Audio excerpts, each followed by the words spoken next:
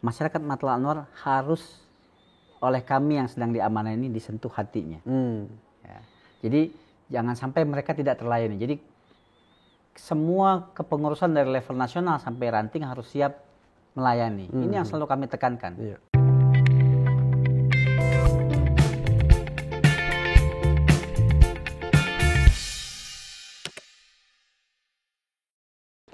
Assalamualaikum warahmatullahi wabarakatuh. Jumpa lagi dengan saya, Budi Hartawan, atau yang biasa disapa dengan Gus PH. Kita jumpa lagi di acara Ngobras, ngobrol bareng santai sambil silaturahim. Alhamdulillah di pagi menjelang siang yang cukup cerah ini, yang juga cukup adem di studio ini, kita alhamdulillah sudah kedatangan salah seorang tamu. Ya, beliau juga tokoh muda, ya, dan tokoh yang cukup progresif. Beliau juga merupakan pengurus salah satu organisasi yang lahir sebelum kemerdekaan dan ikut berjuang dalam kemerdekaan Republik Indonesia. Assalamualaikum, Ustadz Oke Setiadi Afendi. Waalaikumsalam. Alhamdulillah, ternyata beliau lebih ganteng kalau dibuka. Iya, tadi ketika pakai masker itu saya, wah ini wajahnya wajah mana? Sumatera atau wajah mana gitu. Maksudnya bukan berarti orang Sumatera nggak ganteng, enggak. Tapi maksudnya lebih, face-nya lebih ke sana gitu. Ternyata memang Sunda betul wajahnya. Alhamdulillah, terima kasih Pak Oke sudah hadir di studio kami untuk ngobrol-ngobrol bersama kami. Ya, kita bicara santai saja. Kita akan berbicara banyak tentang organisasi, bagaimana sumbangsih organisasi dalam kemajuan, ya, baik itu pendidikan, merawat umat dan yang lain-lain seperti itu. Nah, sebelumnya kita tahu bahwa Matlaul Anwar ini kan lahir sebelum era kemerdekaan. Lahir, kalau saya baca ya sekilas itu kan lahir karena salah satu kiai yang bernama Kiai Haji Antol Yasin itu merasa bahwa ya semenjak Dendles itu menguasai Banten, itu kan bukan hanya pendidikan yang hancur tapi juga kehidupan menjadi sangat-sangat hancur di situ, peradaban juga hancur.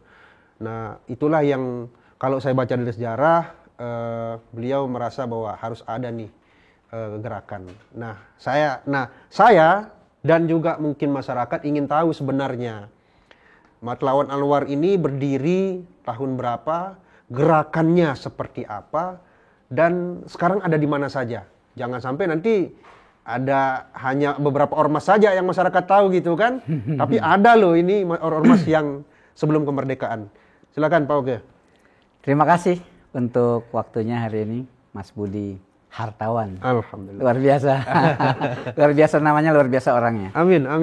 Yang pertama memang karena kami diamanahi di kepengurusan Matlaul Anwar saat ini, selalu yang pertama harus kami sampaikan tentang Matlaul Anwar ini memperkenalkan kepada masyarakat. Jadi memang sejak awal Matlaul Anwar ini ormas Islam yang tidak bukan sangat Indonesia. Karena bersentuhan dengan berbagai macam ormas Islam di seluruh Indonesia.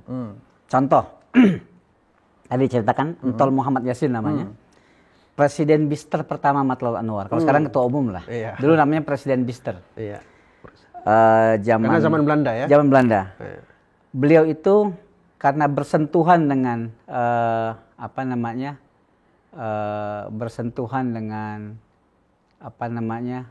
para aktivis syarikat Islam di Bogor, ya, kemudian segera pulang ke Menes dan kemudian mengumpulkan para kiai untuk bersama-sama bagaimana membangun kepedulian untuk membangun generasi Matlaul Anwar ke depan, generasi muda Banten ke depan. Nah, setelah itu alhamdulillah lahirlah Matlaul Anwar. Lahir di bulan Ramadan tahun 1916. Kemudian disepakati pekerjaan pertama dan utamanya adalah dalam bidang pendidikan.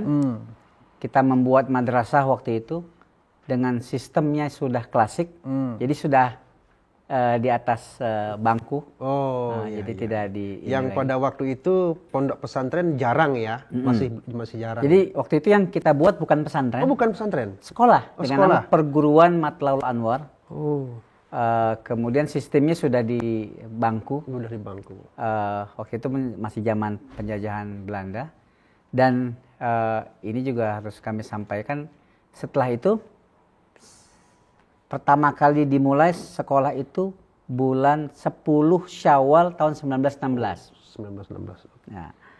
Nah, waktu itu dicari selama bulan Ramadan ini siapa yang akan menjadi semacam kepala perguruan, kepala sekolah lah. Iya. Akhirnya memang ada orang Menes asli. Nah, beliau ini yang akan kita memang minta kepada pemerintah untuk menjadi pahlawan nasional karena jasanya. Yang sebenarnya sangat berteman akrab dengan Hadratus Syekh Hasyim Asy'ari. Ya. Beliau namanya Kiai Haji Mas Abdurrahman. Ya. Asalnya dari Janaka. Janaka itu kampung di dalam Menes. Itu duriannya luar biasa. Luar biasa. Kalau musim. Kita harus ke sana. Oh, harus dicoba. Seperti saya sudah mencoba durian Lombok. Mantap. Nah, kemudian Kiai Haji Mas Abdurrahman ini diminta memimpin madrasah. Ya karena kedekatannya dengan Hadratus Syekh, perkembangannya ke depan, Kiai Haji Mas Abdurrahman ini juga banyak dibantu oleh Hadratus Syekh. Termasuk beliau juga membantu Hadratus Syekh Hasyim Asy'ari. Contoh nih ya misalnya, pada tahun 1938, Muktamar Nahdlatul Ulama kedua diadakan di Menes, Pandeglang. Di sanalah kemudian lahir ide untuk mendirikan Muslimat Nahdlatul Ulama. Muslimat. Makanya di Matlaul Anwar namanya juga sama, Muslimat Matlaul Anwar. Oh, iya. Ya. Bagian ibu-ibunya ya. Jadi itu dari awal kita dengan Syarikat Islam bersentuhan, dengan NU juga bersentuhan. Bahkan guru pertama untuk meru'yah hilal, menentukan hisab, ilmu falak. Falak. Itu dikirim langsung oleh Hadratus Syekh ke Matlaul Anwar. Allah. Nah, sekarang ahli falak Matlaul Anwar ini sangat-sangat langka. Sangat langka. Ini memang tradisi yang harus kembali diulang. Walaupun sekarang sudah sangat digital ya. Iya, betul. You can see everything before it. Kita bisa lihat jauh sebelumnya dengan digital. Tapi kan nggak ada salahnya. Ilmu itu tetap ilmu. Nanti mungkin harus diperkembangkan ke depan.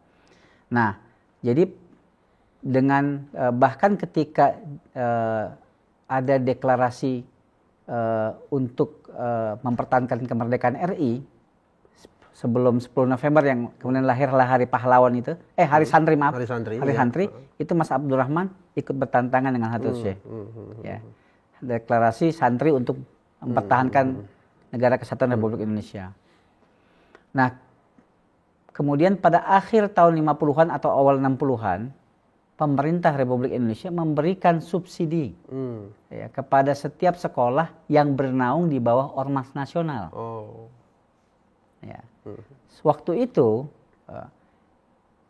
kita belum punya perwakilan di Lombok.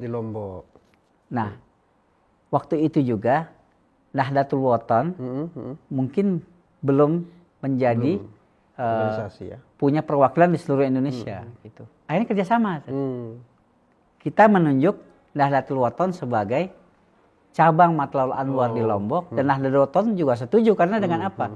Dengan itu kemudian sekolah-sekolah Nahdlatul Wathon mendapat bantuan dari pemerintah.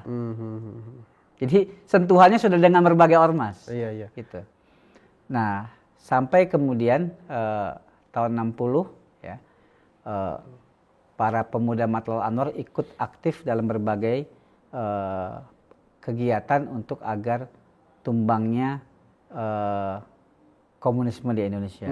Sehingga itu yang membuat akhirnya ketika pemerintahan Bapak Presiden Soeharto itu sangat dekat Matlaul Anwar dengan salah satu orang tua kami yang baru saja wafat karena COVID, Allahyarham, Kiai Haji Irsyad Juwaili. Ya. Dan kemudian sampai sampai hari ini ya. Dan sampai hari ini sih berbagai aktivis Matlaul Anwar tersebar di berbagai wilayah di Indonesia, bahkan sampai ke luar negeri. Matlaul Anwar sudah berada di beberapa wilayah dan itu kan secara perkembangannya ya. Nah, terus kemudian Matlaul Anwar ini kan berdiri sebelum NU bahkan ya kan. Kalau NU kan 1926 gitu kan. Artinya jauh sebelum NU berdiri, Matlaul Anwar sudah berdiri. Namun demikian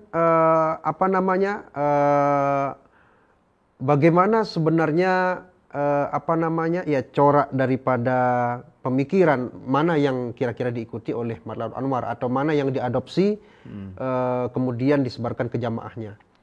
Ya, ini juga penting disampaikan.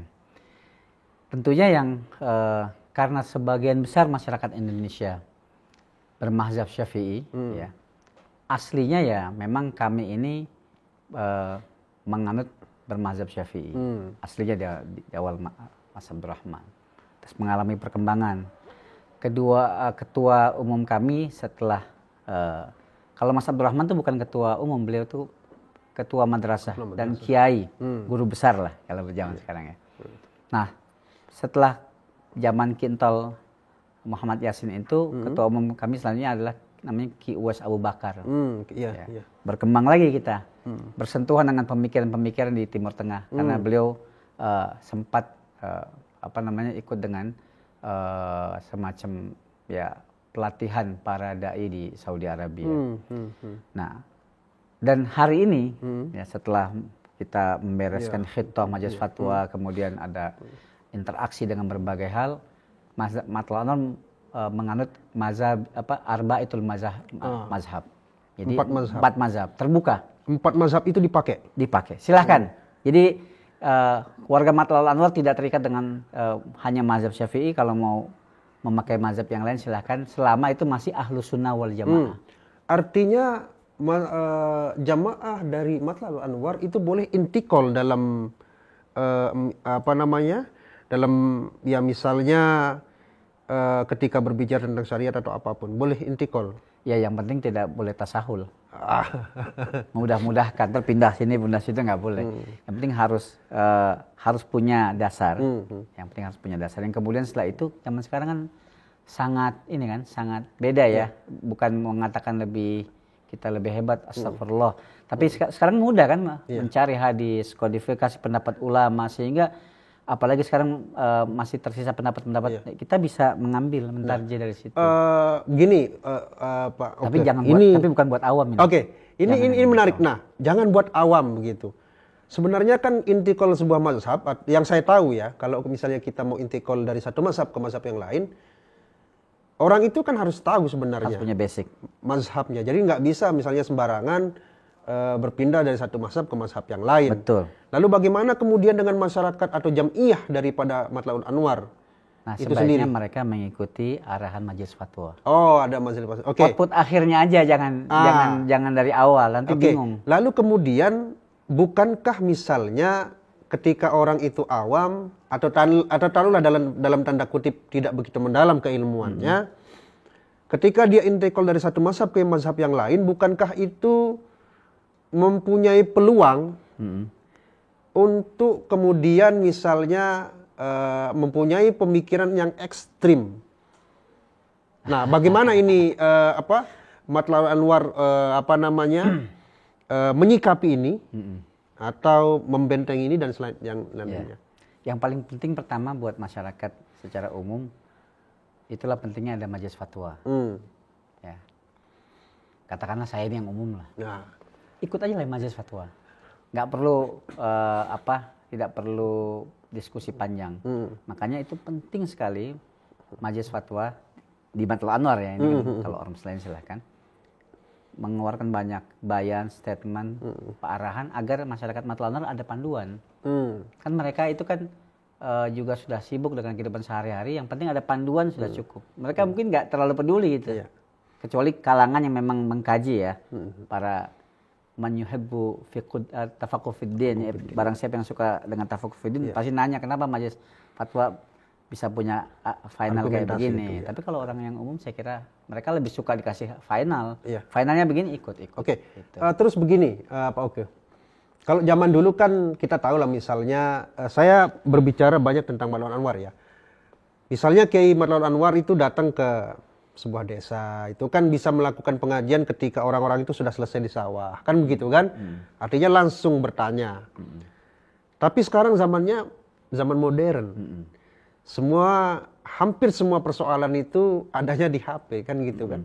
Termasuk juga urusan paham atau urusan bagaimana mengetahui satu misalnya ya ini hukumnya apa. Terus misalnya bolehkah kemudian kita bermuamalah atau misalnya mengucapkan Natal dan yang lain-lain, itu kan hampir semua ada di jet-jet. Bagaimana kemudian Matlaul Anwar, sebuah organisasi yang cukup tua, menyikapi hal-hal yang seperti ini dan membentengi agar masyarakatnya ya tidak kemudian juga terjerumus ke ngaji secara online itulah yang tidak bisa bertanya itu gimana? Bukan tidak baik ya, tapi kan kalau tidak bertanya tidak ada interaksi itu. Harus banyak jurus ini. Ya. Yang pertama tentu karena ini era digital, website, bahkan fanpage, bahkan kalau perlu semua pengurus harus tersambung secara digital. Ya. Kadang-kadang dari pribadi, tapi kemudian kadang-kadang harus secara kelembagaan. Contoh. Ya. Masyarakat Matlaul Anwar kan sebenarnya sudah punya MUI. Sudah, terus ormas lain yang cukup tua juga yang besar banyak. Ya. Tapi tetap menunggu. Awal Ramadan tuh kapan? Gitu. Jadi memang harus aktif disampaikan kayak awal Sya'ban kemarin ya. Harus disampaikan di website. Karena sekarang jangankan nggak usah cerita anak muda lah, udah biasa anak muda pegang HP. Jangan anak muda, anak kecil. Orang tua juga nunggunya lewat HP. Iya. Iya. Nah, kalau website malah nggak terlalu sekarang. Yang jam-jaman bukan harian. Kalau harian udah nggak ini. Jam-jaman itu kan di fanpage sekarang. Itu ditunggu sekali. Oke. Makanya jangan lupa ini saya minta rekamannya segera harus disiarkan. Oke, siap Pak Oke, mantap. Nanti kita kirim. Pak Oke, merangkul. Ini menjadi kalimat yang buat saya memang harus kita lakukan. Siapapun itu, begitu. Pemerintah tidak akan bisa bekerja sendiri, pasti membutuhkan sinergi dengan ormas dan yang lainnya. Yang ingin saya tanyakan adalah bagaimana kemudian cara dari Matlaul Anwar merangkul masyarakat ya yang dalam tanda kutip berpaham ekstrim, dalam tanda kutip masyarakat yang wis pokoknya gitu kan, ada kalau bahasa Jawa itu kadang wis pokoknya gitu kan gitu. Pokoknya ini haram, pokoknya ini kafir, pokoknya ini bagaimana apa yang dilakukan oleh Matlaul Anwar, karena ini kan menjadi problem kita bersama, tetapi di satu sisi kita harus merangkul itu tadi. Apa yang sudah dilakukan dan apa yang sedang dilakukan, apa yang akan dilakukan. Ya. Walaupun ini zaman digital, saya harus cerita dulu nih tentang sejarah dakwah zaman dulu. Tadi selain di Menes, salah satu ya katakanlah basis dakwah Matlaul Anwar itu di Kerawang. Ya. Terutama yang bersentuhan dengan laut. Pendahulunya namanya Kiai Suhaimi. Kuburannya di Kerawang. Di Teluk Ambulu kalau nggak salah. Ada perguruan Matlaul Anwar sangat besar gitu. Dan setahu saya ada beberapa tokoh nasional lahir dari situ. Ya. Kiai Suhaimi itu waktu datang dari Menes ya, dari Banten ke sana itu dulu masih ada kereta tuh. Naik kereta. Nah, yang uniknya dari stasiun kereta masuk ke dalam tempat beliau mengajar itu jalan kaki tuh lebih dari 30 km katanya. Dan karena jalannya juga jauh, nggak mungkin langsung pulang. Jadi ada 3-4 bulan di sana mengajar. Ya kalau bahasa kita berdakwah kepada masyarakat. Ya. Dan masyarakat dulu tuh memang luar biasa ya kepada guru agama. Jadi selain ya dia tidak perlu memikirkan nafkahnya, dikasih istri pula di situ. Nggak pulang itu. Itu yang belum tentu kita bisa. Itu kan bedanya dengan zaman digital kan. Nah, pasti ditanggung hidupnya, ya tempat tinggalnya dan kehidupan. Dikasih istri juga dia. Tapi jadi setelah itu beberapa bulan baru pulang. Gitu. Memang Matlaul Anwar begitu. Buyut saya dari ibu saya juga begitu. Diterjunkan di Lampung waktu itu. Sampai sekarang kuburannya di Lampung. Gitu. Nah jadi yang seperti ini saya kira tidak boleh hilang. Makanya saya tadi bilang digital itu sebuah keniscayaan. Ya. Tapi jangan lupa juga kita bagaimana bersentuhan dengan masyarakat secara khusus. Kami di kantor pusat, ya, walaupun ya program digital tetap jalan, bukan setiap hari, setiap jalan update itu. Ya. Tapi kita juga sebelum era pandemi ini mengadakan pengajian bulanan. Agar masyarakatnya Matlaul Anwar. Kami selalu begitu. Yang kami tuju pertama masyarakat Matlaul Anwar, bukan eksklusif, bukan. Harus inklusif. Ini negara kita tercinta. Tapi kan kita harus membidik memang masyarakat kita dulu. Kalau masyarakat yang kita bina ini baik, menyebarkan kebaikan di seluruh Indonesia, bahkan mungkin sampai keluar. Pak Oke, tadi kita banyak juga berbicara tentang digital gitu ya. Apalagi sekarang pandemi ini membuat semua kerjaan, semua pekerjaan, semua ya telaah ilmu ya dan yang lain itu para tulab itu kan juga dengan kami bahkan silaturahim juga. Kemarin beberapa hari yang lalu dengan Ketua Dewan Penasehat kami Bapak Wiranto online juga. Nah itu maksud saya. Lalu kita juga tahu bahwa ini kan digital ini kan banyak hoax, ujaran kebencian, banyak juga paham-paham yang menyimpang, ekstremisme agama ada di situ ya, komunisme, segala macam, semua rupa pemikiran kalau kita buka itu ada di situ.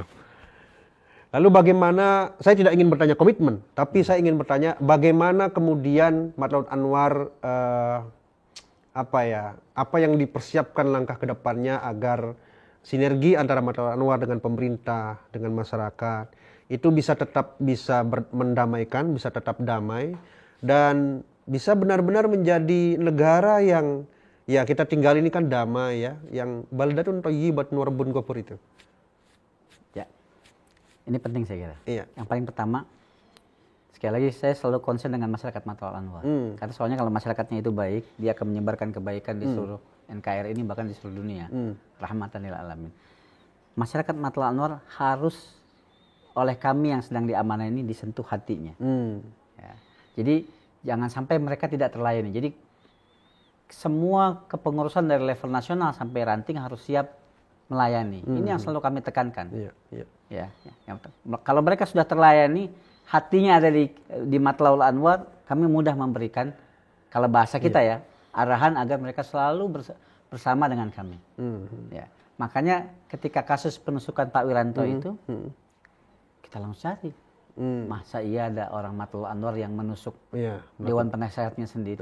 Ternyata memang bukan masyarakat kami. Dia orang yang memang tinggal orang yang dari luar, waktu itu di Menes ya kejadiannya, tinggal di luar sana dan mengontrak. Memang bukan masyarakat kami. Nah itu penting. Yang kedua, ini juga jadi program kita ke depan insya Allah.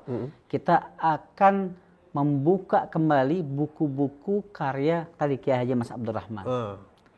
Karena kalau kembali ke original, ya mereka tahu nih bahwa inilah yang harus dipelajari.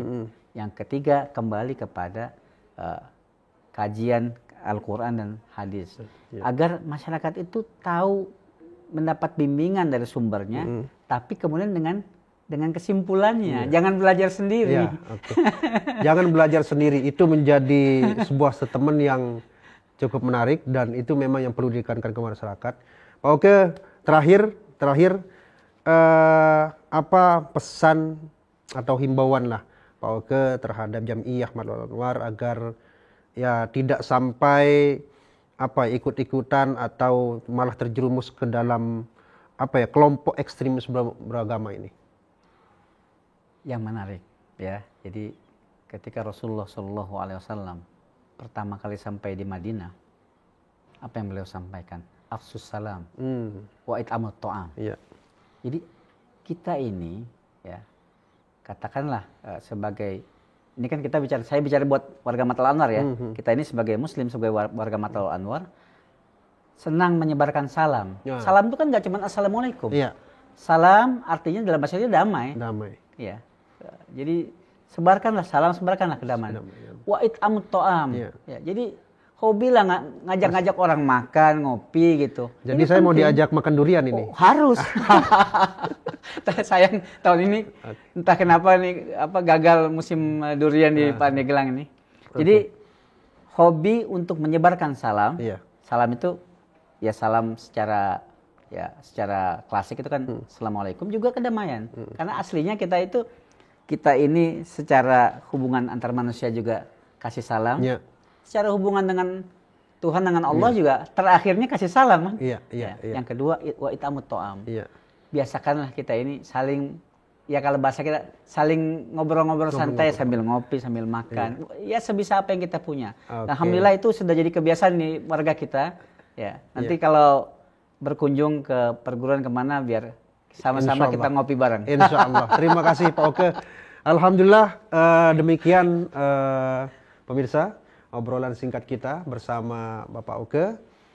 Kurang lebihnya kami berdua undur diri. Assalamualaikum warahmatullahi wabarakatuh. Waalaikumsalam warahmatullahi wabarakatuh.